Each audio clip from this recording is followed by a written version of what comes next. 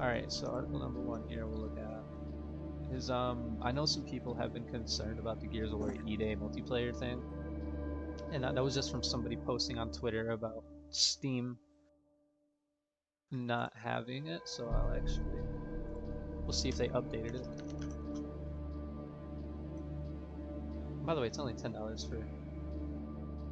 So this is what freaked people out, is that it said that before a couple days ago it said that it had multiplayer versus, and then they updated the Steam page for it to say online co-op and single player, which is a little confusing considering that every Gears of War game has had multiplayer, and that's like a big part of the franchise in general. So we'll see. So here, I didn't really see anything especially about the multiplayer, but we can start right here. So it says, we caught up with the Coalition's creative director Matt Searcy and brand director Nicole Fawcett. Sorry if I butchered your names.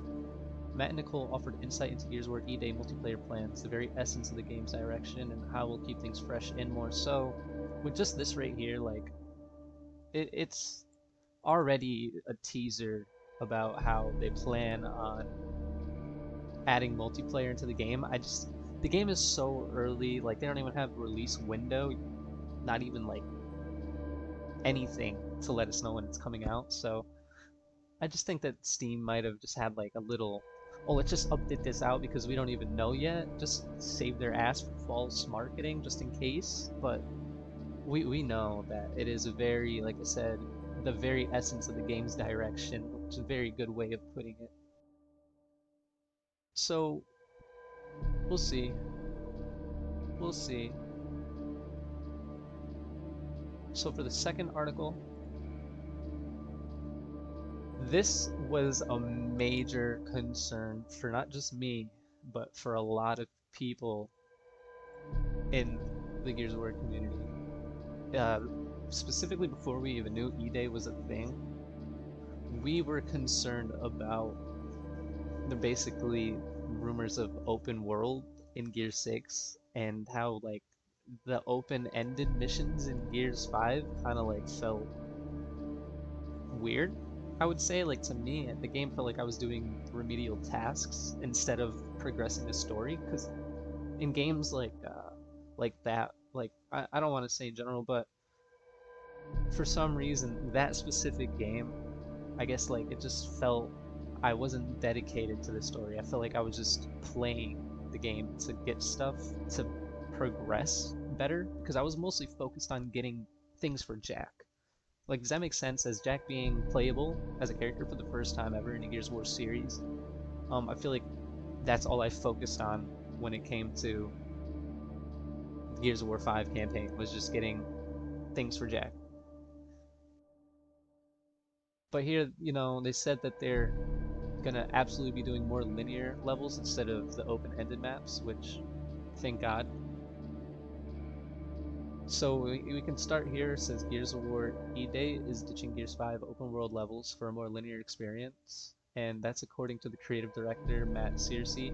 Um, Speaking to Game Radar Plus during a group interview at Summer Game Fest 2024, the director revealed that Gears of War E-Day, the new prequel game taken place years before the original third-person shooter, is set in the city of Kolana, a brand new location in the Gears of War franchise. That's interesting. Um,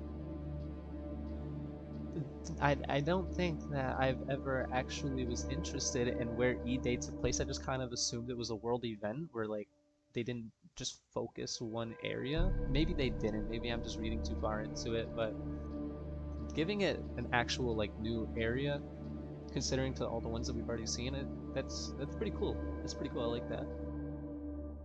Um, So we're worked on Gears now in our studio for like 10 years. We got a really good handle on things that work really well in Gears, as well as things you want to keep pushing and trying. We know for sure that Gears, has those linear epic moments in them, and we've done a bunch of them. We know how to do that, and we will absolutely be doing more of that. Seriously confirms, pointing out to how Gears of War E-Day is set entirely within a city and how a cityscape naturally lends itself to more linear opportunities. So I like the way that they're doing this. I always thought that the Gears of War 1 campaign was very unique because you got to travel above the Hollow and you got to see Sarah in the areas, the cities, um, the destruction. You got to see, you know, what was left over, the ruins of humanity in that game. And I thought it was very interesting being able to explore Sarah that way.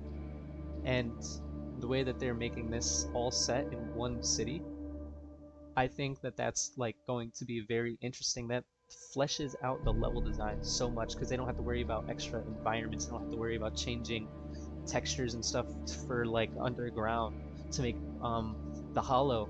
You know what I mean? Like I'm pretty sure at this point they won't even be suspecting that Emulsion is the main culprit in like Lambency and stuff, which they probably don't know about yet. So we'll see. I like what they're doing. You know, it I bet you because of that it's going to look amazing, especially since it's in Unreal 5.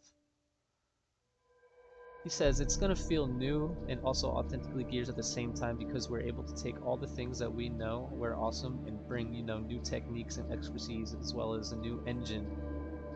That's very interesting too. We all knew the new Gears was going to get the new engine, but if you've played on engine like Unreal Engine 5, I wouldn't expect it to feel completely different, but we'll see.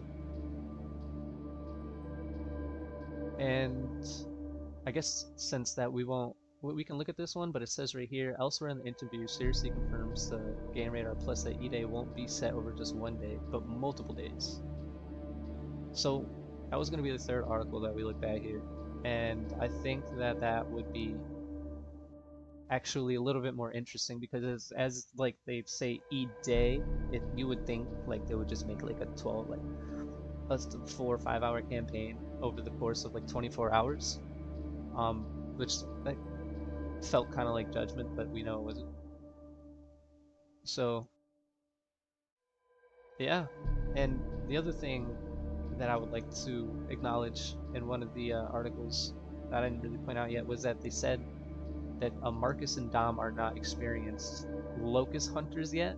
Like nobody is, so it's going to be a brand new experience for all of us when it comes to that campaign, and I'm super excited to see what they're bringing to the table. So let's take a look at this last one. So the caption reads, Gears of War E-Day takes place across multiple days in-game and is about sticking with every character through every minute of the Locust invasion. So it seems like it's going to be extra dramatic.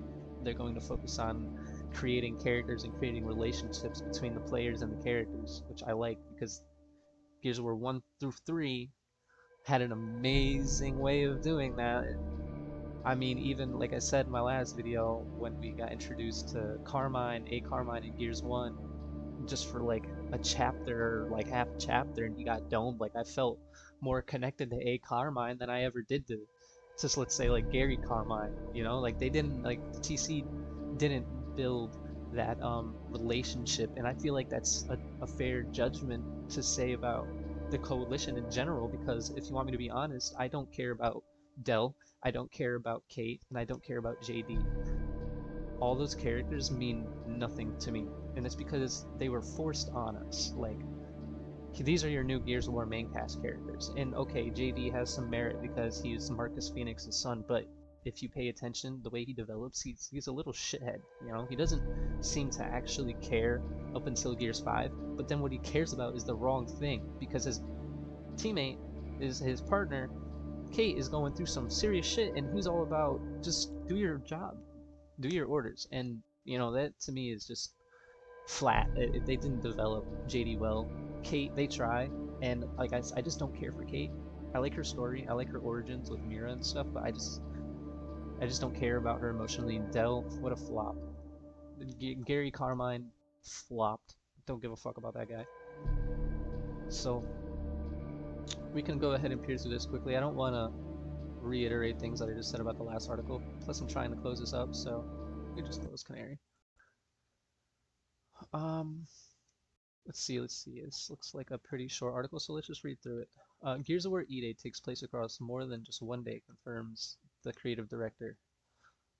Um, da da da. Locust Horde invasion itself, the story of E-Day also includes some setup and presumably aftermath, stretching it beyond the confines of 24 hours. It's not a day, it's multiple days.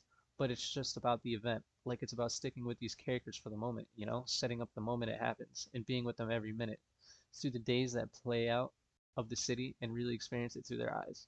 Both what's happening to them and also what's happening to the city around them, the people around them, and the other characters. So that kind of like a little bit confirms about what I was just saying about them wanting to create actual relationships between player and characters. I can't wait to see how they actually do this. I hope TC does it right. Like I said, I don't think they have the best track record with creating dynamic relationships. Completely rounded off characters. They're all flat and dead. In case you missed the big reveal, blah blah blah. The Coalition revealed the next mainline game, which it's actually it is mainline, but it's a prequel to a prequel. Considering Judgment was a prequel, so we know it takes 14 years before the original Gears of War 1 game. So basically, it's just talking about how they're planning to make the game centered around an actual event. And I think that there's a lot they could do with that. They can add a lot more detail. They don't have so much to focus on, so they can just go crazy, balls to the wall, nuts wild with this fucking story. And I hope it comes out great. And after everything I just read, I have pretty high hopes. So um yeah, thanks for watching, and I'll be sure to have some new content soon. Thank you.